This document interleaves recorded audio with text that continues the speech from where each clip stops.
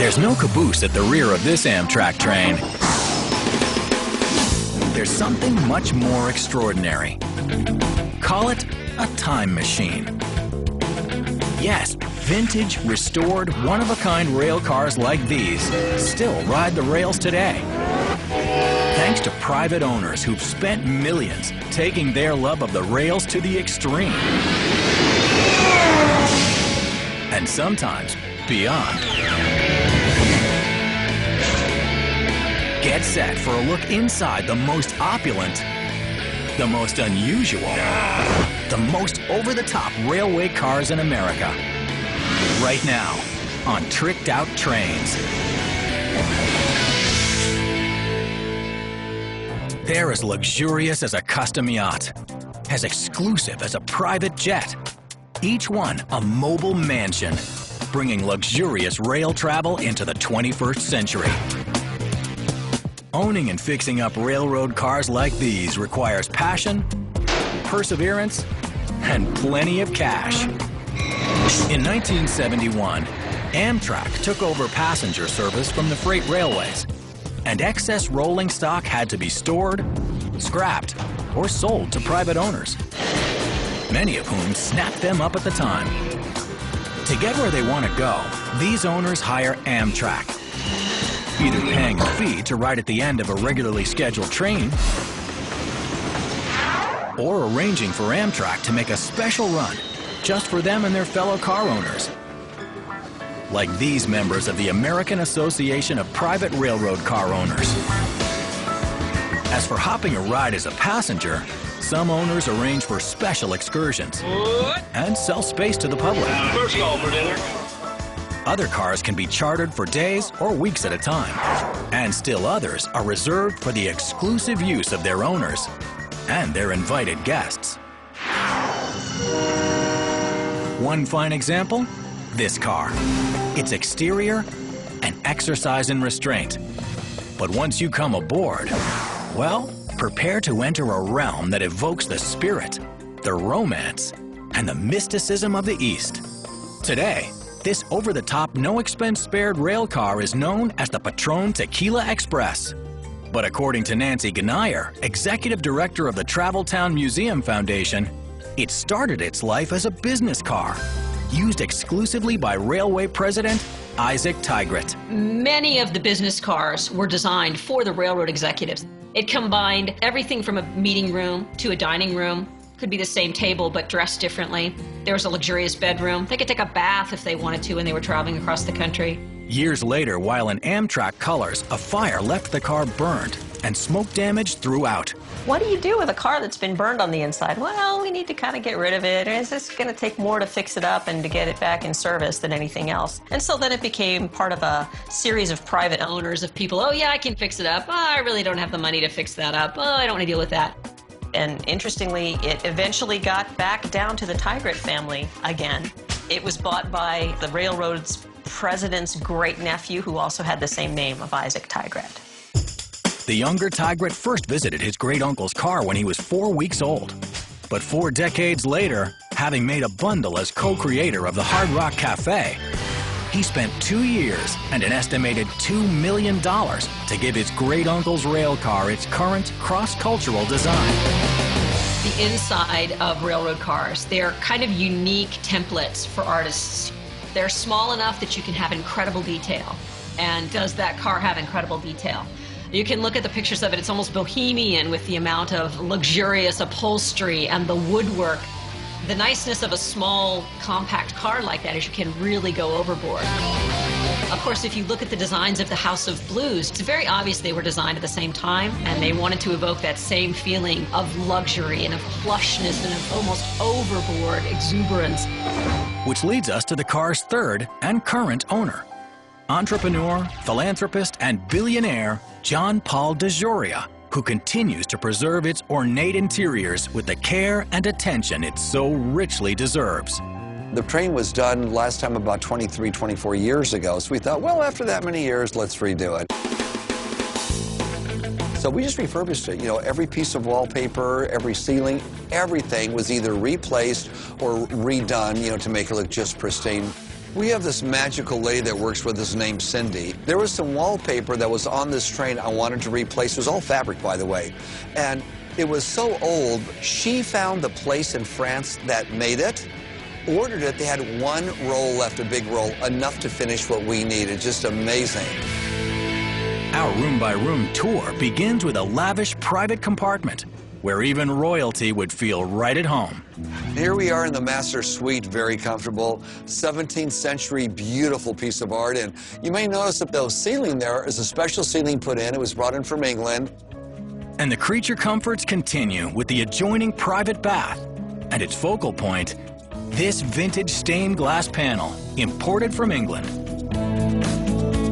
You may notice the floors are all marble.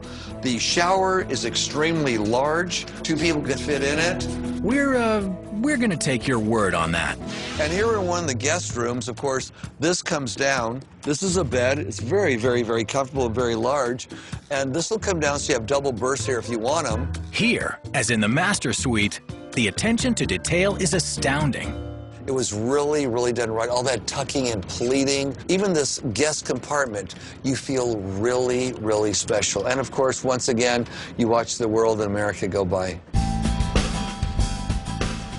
So what's the well-to-do train aficionado watch when he's not watching America go by? The answer, believe it or not, is here. Behind all of this beautiful carvings and this piece up here, we just twist one of those, it opens up, and all of a sudden you've got a theater in there, a state-of-the-art little theater in there. And down the hall, in a minuscule space where a bathroom once was, a rack full of technology keeps all the onboard systems humming along. The state-of-the-art electrical system throughout the whole train and upgraded everything, the TVs, the theater. Need a little snack? No problem. Just swing into a kitchen fit for a 4-star chef. Or for a more serious culinary experience, why not take a seat in the formal dining room amidst museum-quality stained glass panels made in the 14th century. This becomes a table for 8. It just folds right out. The chairs pull all up here, and you can seat 8 people here for a fabulous dinner. Fabulous indeed. With a guest list that's included people from all walks of life, from presidents and big city mayors to entertainers ranging from the Blues Brothers to James Brown to ZZ Top and more. Each with an all-access pass to experience the kind of travel that just plain demands an encore.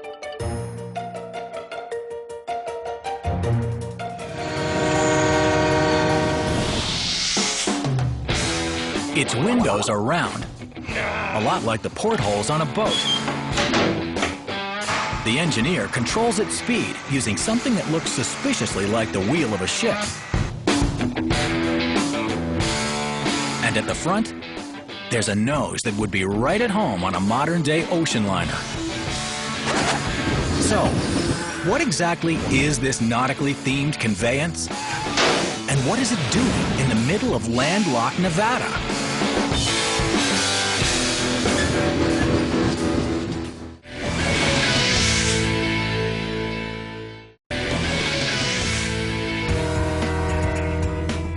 From a distance, it doesn't look all that different from any other train. It's only when it gets closer that you begin to notice its leading edge. Sharp, angular, designed to slice through the wind like a ship through water. And then there's the windows, which look and operate a lot like portholes. Yet for all the things you do see, there's one big thing you don't. There's no locomotive. Not pulling from the front, not pushing from the back. This unconventional railway car is known as a McKean car. Built in 1910 by the McKean Motor Car Company of Omaha, Nebraska, such cars were created to solve a problem that plagued railways for years. How do you operate a small route with few passengers and still turn a profit? The majority of the McKeans were commissioned by railway titan E.H. Harriman, who at one time controlled massive railways like the Union Pacific, the Southern Pacific, and the Illinois Central, just to name a few. And in concept, the cutting-edge design looked like a surefire moneymaker. Mr. McKean realized that there was great value in a self-propelled rail car. Nobody had ever done this. This was the first one of this genre in the United States. The car's small size made it easier to fill every seat with paying passengers. And while steam engines of the day required a crew of 2, the McKean, with its own internal combustion engine right inside the car, could be operated by just 1 employee, allowing lower overhead and higher profit. It was here at the Nevada State Railway Museum that this meticulous, faithful, and painstaking 13-year-long restoration was carried out. But there was a time it looked like the car might not be restored at all, because it was very much in use. Believe it or not, as offices for a plumbing company. The car came off of the railroad in 1945, was in various places as a restaurant, as a curio shop, and ultimately as a plumbing supply house. And as this video, shot by museum worker Lee Hobold, shows, the rail car and the plumbing shop were pretty much joined at the hip. When the museum was started in 1981, we approached the owner of that building and said, we would like to have that car, because we knew what it was, and we knew the history of the car. But the plumber's answer was as firm as it was devastating. He said, well, this is my office and my shop, and I'm not going to tear the building down to give you the car. But a decade later, the owner had other ideas. I wanted to get a shot of it before they started tearing the building down. In the mid-90s, he decided to develop the property and tear that whole structure down, and when he did that, he gave us the car.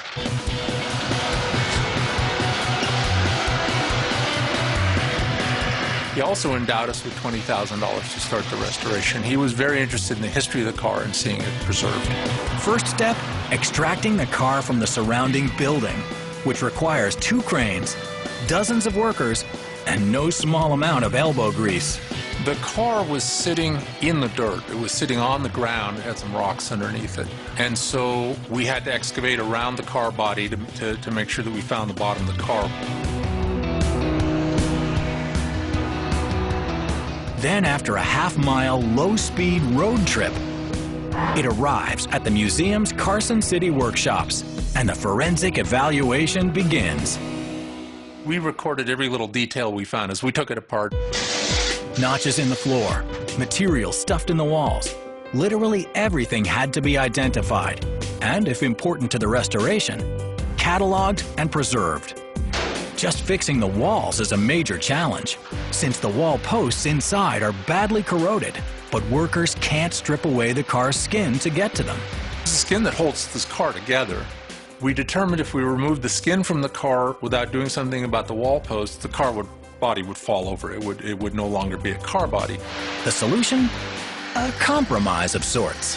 So we cut windows in the skin to expose the wall post framing so that we could renew the bottom ends where they were corroded and get them tightly fixed to the subframing of the car so that when we took the skin off, it didn't fall apart. That task accomplished, the team turns to, well, just about everything.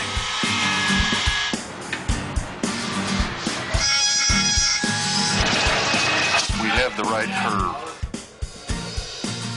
It was basically empty. There were no railroad appointments in it. The original floor was long gone. We know that the maple floor that was in it when we got it wasn't original. It was probably a restaurant floor because there were no holes in it for seat mounts. Yet amidst the void, some clues remain. Like a scrap of mahogany found inside the walls that was key to getting the car's finish just right. Because it was being sealed into the car, had its nice varnish coating on it, and told us what the original finish looked like. It was a wonderful sample. In other cases, photos from the past help guide the restoration. We know that there was a circular bench in the back from some of the interior photographs, but it wasn't a photograph of the bench. It was a photograph of the inside of the car, and you can see that the bench was back there. But then appeared this photo of a disheveled William Jennings Bryan, perhaps best known as an attorney in the so-called monkey trials over teaching evolution in the 20s. It's a great picture of William Jennings Bryan, but it's a better picture of the upholstery and the woodwork detailing. We used that photograph to pick out upholstery patterns and turned leg patterns and how it was fitted in. And sometimes missing pieces of the puzzle show up in the most unexpected places, like the car's original steam whistle.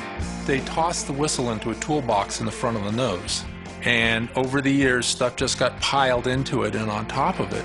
When this car was being cleaned out, we came across it. It's the original whistle off of this car, and we just put it back on and we run it.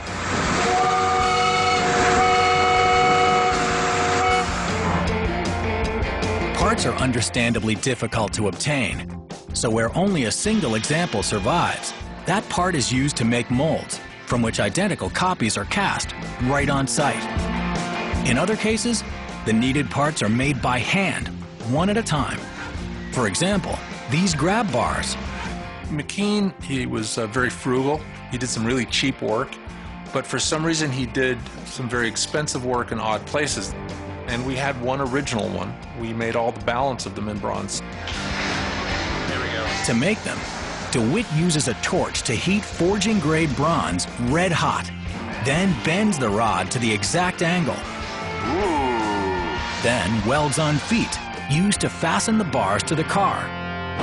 The unusual shape of the salon, now better known as the toilet, And we have the toilet. provided another challenge.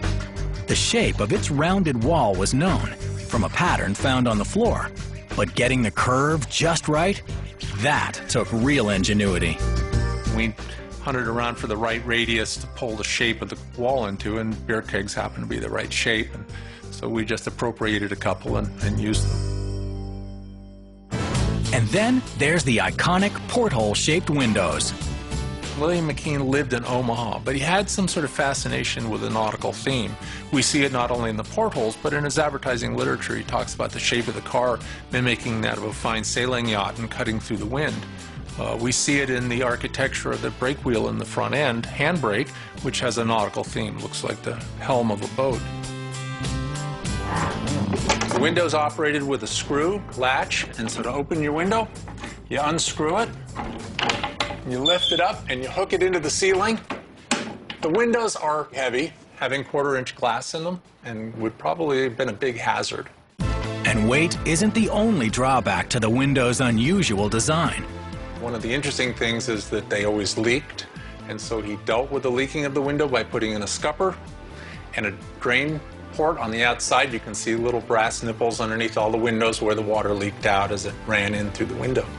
And if you think the passenger compartment was a challenge, listen to what they had to create from scratch, below the floorboards. Everything below the floor, and also the power plant, all the heavy metal, if you will, the trucks, the wheels, axles, side frames, all of that was gone because that's where the scrap value was.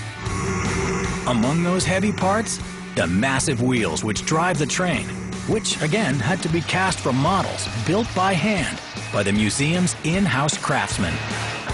And just like the wheels on a car, the wheels of a train need tires. In this case, custom-fit, hardened steel tires that are fitted to the wheels, using a whole lot of fire. We heat the tire up with a ring of fire, which is a pipe system that burns propane and oxygen with lots of little orifices around it.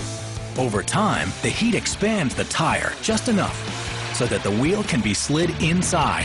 And as the tire cools, it shrinks down and gets a grip on the cast iron center, sufficient that it won't slip or come off. From massive steel tires to decorative paintings applied by hand, no detail has been overlooked in the McKean's historically accurate restoration. And while San Francisco's cable cars are often said to be the only national landmark that moves, well, now they've got company. The Secretary of the Interior designated the V&T McKean car number 22 as a National Historic Landmark. It acknowledges that this car is of historical significance to the whole United States, not just Nevada, not just Carson City, not by any means. Not bad for an old girl who once worked in the plumbing trade.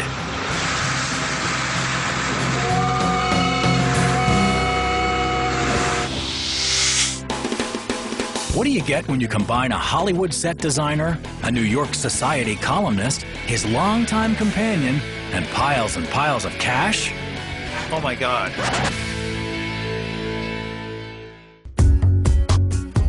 So, What do you get when a Hollywood set designer, a New York Society columnist, and his longtime companion all tackle a project where money's no object? Oh my God.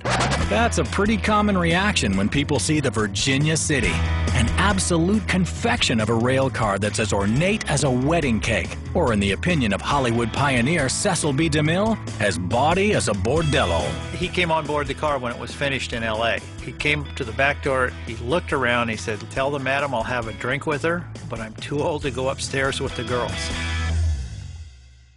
Built in 1928, the Virginia City was a product of the Pullman Company, best known for their Pullman sleeper cars. Back then, the most tricked-out concept on two rails. George Pullman's cars became synonymous with luxury and comfort, while his competitors offered a far more Spartan experience. Traveling meant traveling on wooden benches, on cars without springs that bounced and jounced along depending on how well made the rail was. Pullman combined springy suspension with plush, comfortable seats. Seats that also converted into cozy beds at night. And the passengers loved it. It's the comfort, it's the elegance, it's the style that people were willing to pay for. The Virginia City first rode the rails between San Francisco and Chicago, and later ran on the Golden State Limited between Chicago and Los Angeles. Then came the war. Just as World War II broke out, it was parked in the Pullman lot, used car lot, so to speak, and sat there until after World War II when Lucius Beebe and Charles Clegg purchased the car. Lucius Beebe lived an extravagant life in New York, and his society column in the Herald Tribune was the most read feature of its kind, bar none. But then, he and companion Charles Clegg embarked on a fateful journey. And they took a trip west to Virginia City, Nevada, and just fell in love with the town. Lucius said any town that had one school and 20 saloons had to be not bad. Together, they put down roots, bought a house, and brought a local newspaper back to life. In Virginia City, they restarted the Territorial Enterprise, which is the newspaper where Mark Twain got his start. And they had it, while they had it, it was a weekly newspaper, had the largest circulation of a weekly paper west of the Mississippi. Saving a paper is one thing, but rescuing a rail car? That's where the big bucks come in. Beebe and Clegg bought the car from Pullman Company for $5,000 and spent $350,1955 on it, which translates today to about $2.5 million. So what's that sort of money buy you? Well, let's start with the decorations. The interior was remodeled by Robert Hanley of Hollywood, and he went on a shopping trip to Europe, mostly around northern Italy. Brought back a lot of antiques and furnished the car. The dining room table and chairs are over 200 years old. Actually, they're probably pushing on 250 years old now. The chandeliers are from Murano, Italy, hand-blown glass. You'll also get a set of 4 mismatched lamps that are surefire conversation starters. To a world traveler, they represent the 4 corners of the known traveling world, which would be Asia, the Far East, Polynesia, and Africa. And for those chilly nights, what could be better than a roaring fire? The fireplace is Italian marble. Does a very nice job of heating the car up. We use it in the wintertime on our winter trips. And to top it off, something that truly reflects your taste and refinement. Above the fireplace, we have a mirror that dates from the late 18th century, which I was told by a fellow from the Smithsonian to never touch it. It's probably worth what the car is worth as an antique. Someday I might have it appraised. These days, the car continues to ride the rails, bringing America's splendor so close you can touch it. When you can be on a train and step out to the back platform and just take in everything that's going on out there. When you're going through the Rockies, on the way to Colorado, across the desert, or just through the Sierras, or down the coast to LA. You see things that you can't see. Obviously, you can't see it from an airplane. And if you're driving, you're not going to see it at all. And if all that sightseeing has tired you out, why not grab a nap in your own private cabin? With bath, naturally, and featuring historically accurate fixtures like fold-away sinks, brass-bladed fans, hand-painted murals.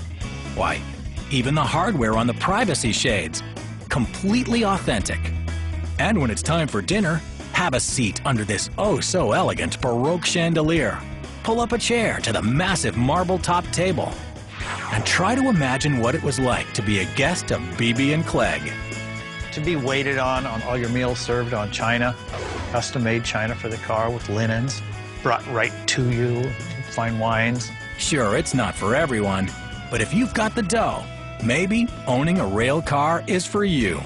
Connie Luna at Key Holidays said it best. Owning a private railroad car makes purchasing a yacht seem like a sound financial investment.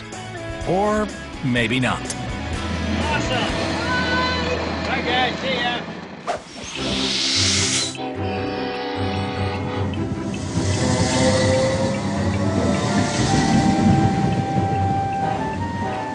At first glance, with its distinctive orange and maroon colors gleaming through the late fall foliage, it looks like something from another time, maybe even another planet.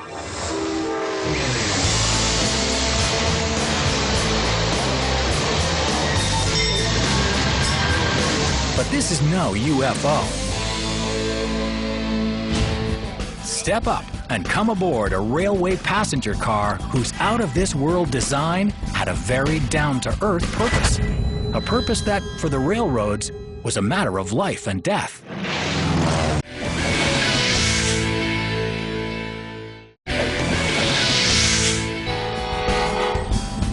With its distinctive colors and otherworldly design, this one-of-a-kind rail car was built for one purpose and one purpose only: to lure back rail passengers from a competitor whose business was just beginning to take off: airlines. My name is Tom Burton, and I'm a ticket agent for the Milwaukee Road.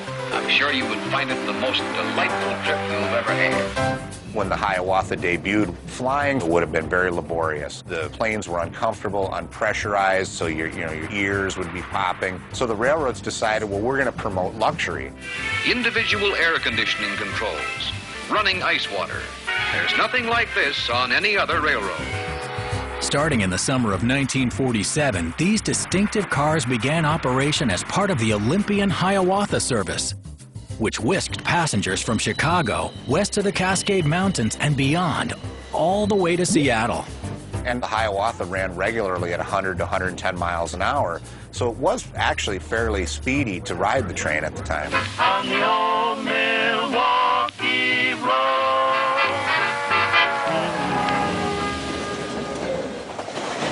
Faster than cars and more comfortable than flying, these trains promised the ultimate in modern design and passenger comfort.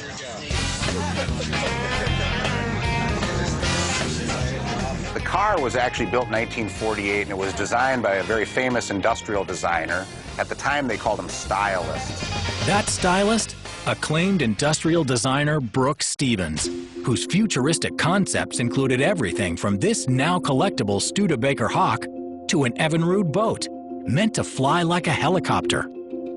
If you remember the Oscar Mayer Wienermobile, he designed and styled that. And he designed things like the Miller Beer logo, Harley Davidson. Yes, the chrome and steel machine that's become synonymous with macho was designed by the guy behind the Wienermobile.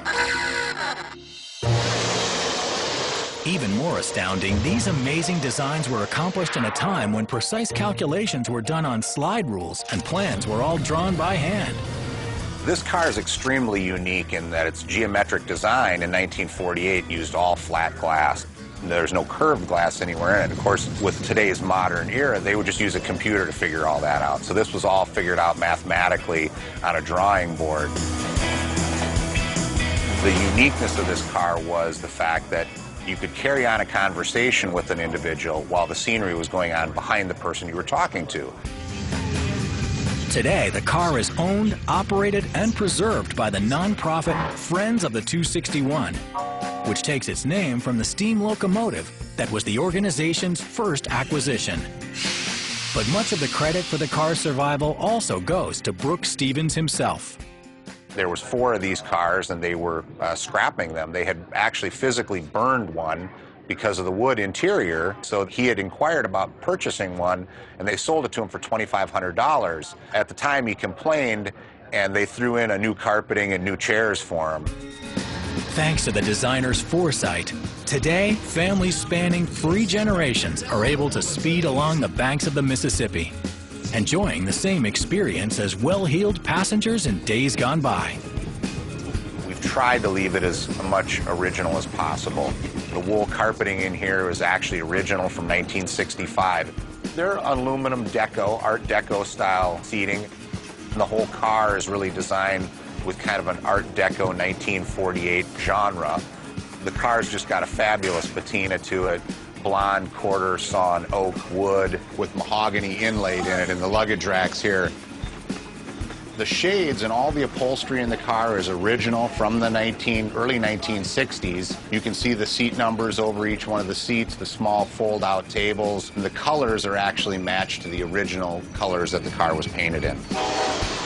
This has some modern amenities, obviously modern air conditioning, modern restrooms, but as far as what the customer is going to see, they're going to see the original interior as it was in the 1950s and 60s. Just flip up the full-length leg rest, lower the back of the chair, stretch out, and relax. Even today, the train continues to attract a new generation of fans, including this couple who just got hitched. We were married yesterday. And are spending their honeymoon riding the rails. The first week in November, we're going to D.C. and riding Amtrak's President's Dome car back to Chicago. So, could this be the start of another generation of rail fans? Who knows? But as the old saying goes, if the trains are rockin', don't come a-knockin'.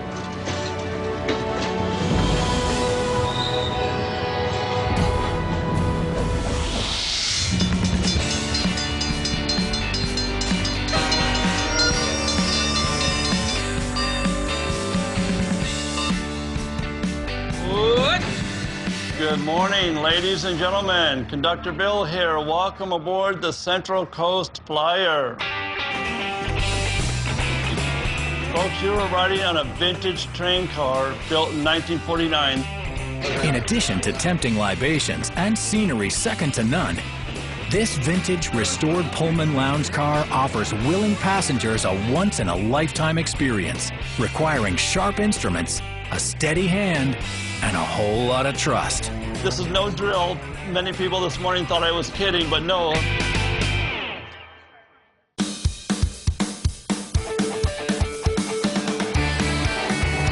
There was a time when business travelers crisscrossed the country by train, enjoying the ultimate in service.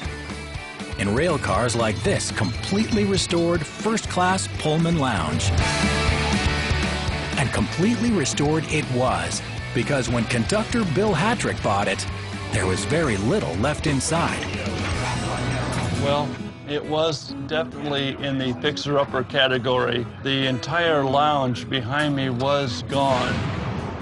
They took out the table and seat cushions. Even the center dinettes, gone. So to turn this shell into a showplace, the owner turned to skills even he didn't know he had. I don't consider myself a craftsman or anything, but it really called upon some latent abilities. I went to night school to learn how to upholstery, to do all the upholstery. Some of the chairs I had to construct from scratch.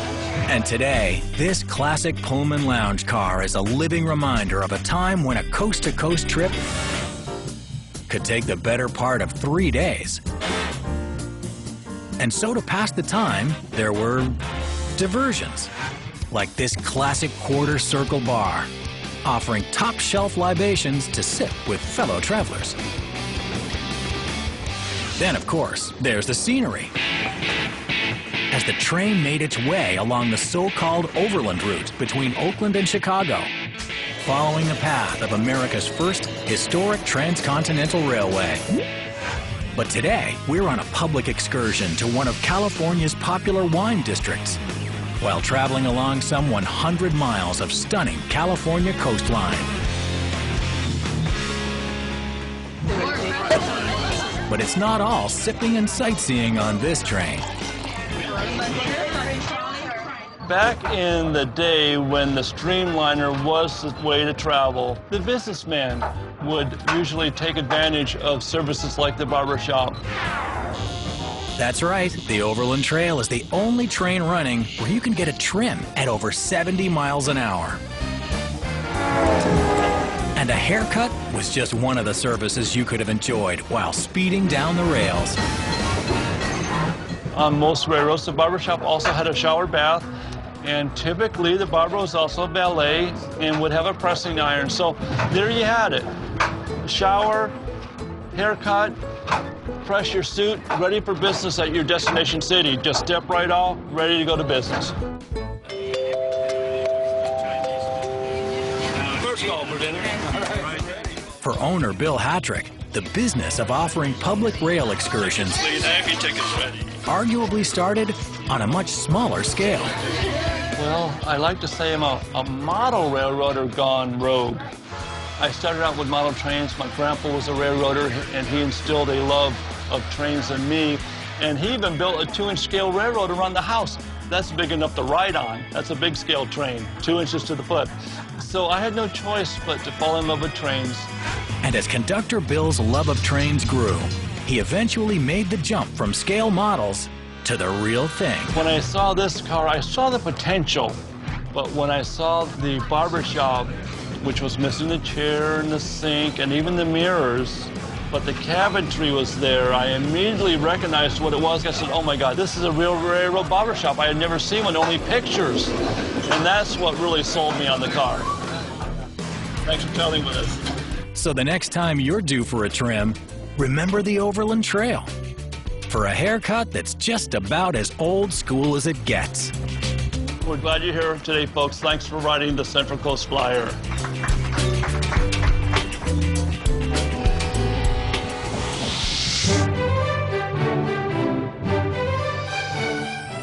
This is the tricked-out train that will forever link Barack Obama and Abraham Lincoln. God bless the United States of America. Well, part of me can't help but think that Mr. Obama wanted to experience the same thing that Abraham Lincoln did. The outside of the beautiful royal blue Georgia 300 reflects history. The inside preserves it. The clocks all work, but this is a place where time stands still.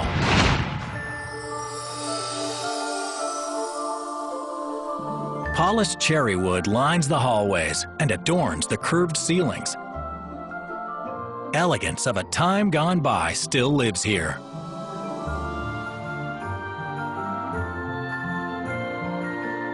The Georgia 300 was built back in 1930 by the Pullman Standard Company.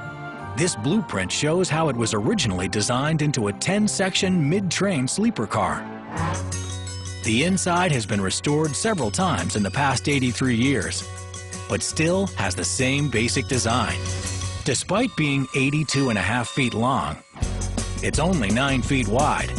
Still, it has a full kitchen that's been upgraded to stainless steel and is about the size of a walk-in closet, just big enough to feature a tiny version of a grill found in some of the finest steakhouses.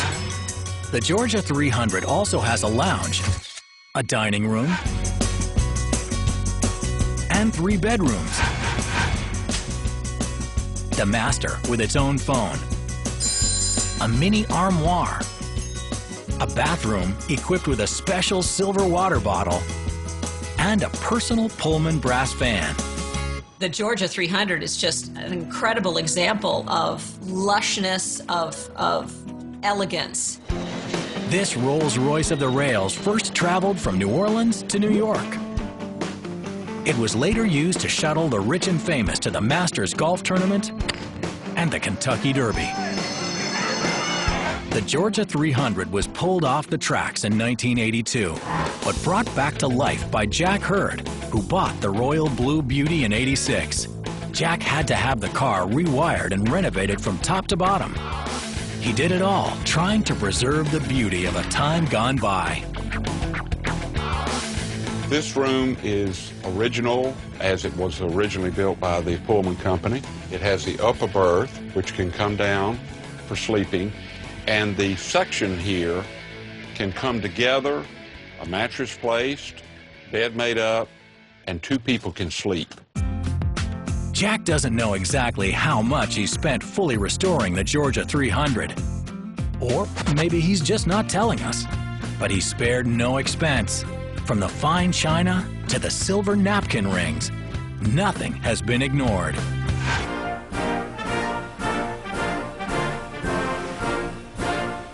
The Georgia 300 could be called the modern-day express line to the White House. Thank you very much, Wilmington. President Barack Obama and his family climbed aboard this regal rail car for his first inauguration. The Obama-Biden team followed in Abraham Lincoln's tracks from Philadelphia to the White House. God bless you, and God bless the United States of America. Abraham Lincoln was a great president. I think Obama liked to tap into that and feel that they were both from Illinois. I think Mr. Obama sort of wanted to reenact that, to see what it feels like. Sometimes there's nothing better than walking in a man's shoes, or in this case, maybe riding on the same rails that he did. President Bill Clinton also used the Georgia 300 to get his campaign on track in 1996. This train is on the right track to the 21st century, and I want you to keep us on it. But George Bush Sr. was the first president to hitch a ride on the Georgia 300, trying to recreate the magic of Harry Truman's famed whistle-stop tour. I think when you travel by train, you become immediately approachable. You're literally on the ground. You're able to step out of the back porch and speak to the people and be face to face with them right there at the end of a train. And also the magic of being able to step in a door and be whisked away was something I think would really add to a campaign.